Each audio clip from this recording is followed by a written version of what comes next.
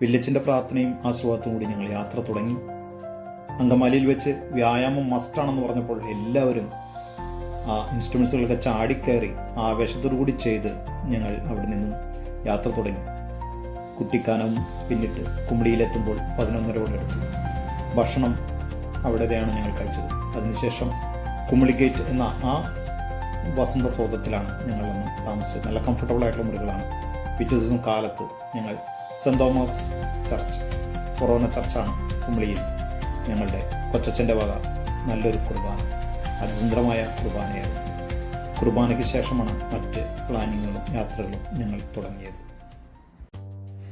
കുർബാന കഴിഞ്ഞ ഉടനെ പള്ളിയുടെ മനോഹാരിത ഒപ്പിയെടുക്കാൻ എല്ലാവരും ഓടി നടന്ന് മത്സരിക്കുകയായിരുന്നു. പള്ളിയുടെ ഉൾവശം അതിമനോഹരമായിരുന്നു. പള്ളിയും അതിനേറെ ഭംഗിയായിരുന്നു. പള്ളിയുടെ ചുറ്റുവട്ടത്തും ഞങ്ങൾ ഫോട്ടോ എടുക്കുന്നതുകൊണ്ട് വല്യച്ഛൻ ഞങ്ങളുടെ അടുത്ത് വന്നു. വല്യച്ഛൻ ഞങ്ങളോട് പള്ളിയുടെ ചരിത്രങ്ങളും മാത്രമല്ല, ഞങ്ങളെല്ലാവരും ഒരുമിച്ച് നിൽക്കുന്ന ഒരു ഗ്രൂപ്പ് ഫോട്ടോയും വല്യച്ഛൻ ഞങ്ങൾക്ക് എടുത്തു തന്നു.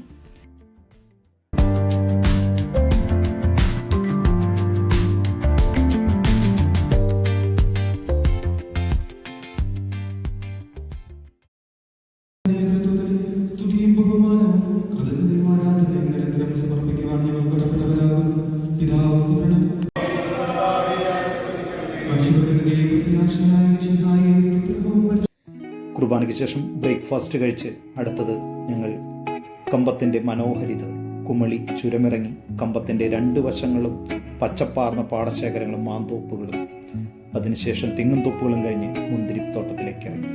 മുന്തിരിയുടെ വശ്യമനോഹരമായ ഫോട്ടോസുകളൊക്കെ എടുത്ത് ആഗതൻ എന്ന സിനിമ ഷൂട്ട് ചെയ്ത ആ മുന്തിരിത്തോപ്പിൽ ഞങ്ങൾ ഒരുമിച്ച് നിന്ന് കുറേ ഫോട്ടോകളെടുത്തു. മുന്തിരിയും വാങ്ങി. അടുത്തത് ഞങ്ങളുടെ ഡെസ്റ്റിനേഷൻ ഞങ്ങൾക്ക് ലഭിച്ചിരുന്നത് 11:30-ക്കാണ് തേക്കടി ബോട്ട് തടാകത്തിൽ ബോട്ട് സവാരി ലഭിച്ചത്. എല്ലാവരും കൂടി ഞങ്ങൾ ബോട്ടിലേക്ക്.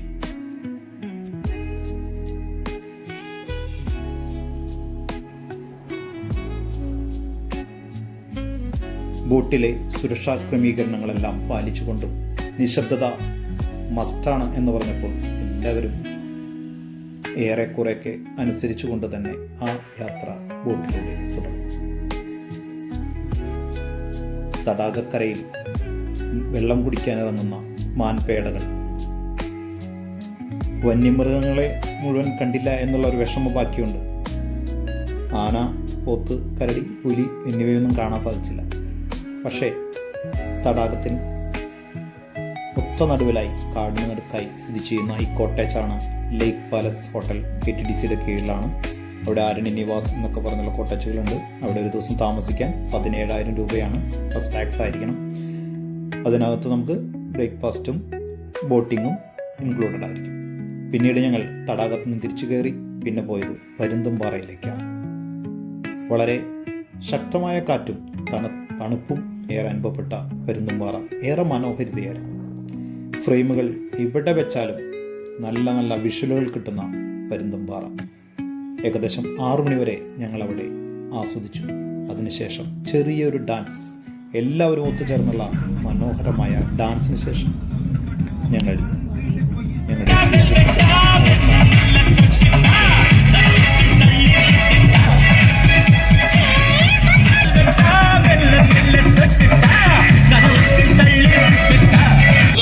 ട്രിപ്പ് വരാൻ പറഞ്ഞപ്പോൾ ഞാനിങ്ങനെ ചെറിയ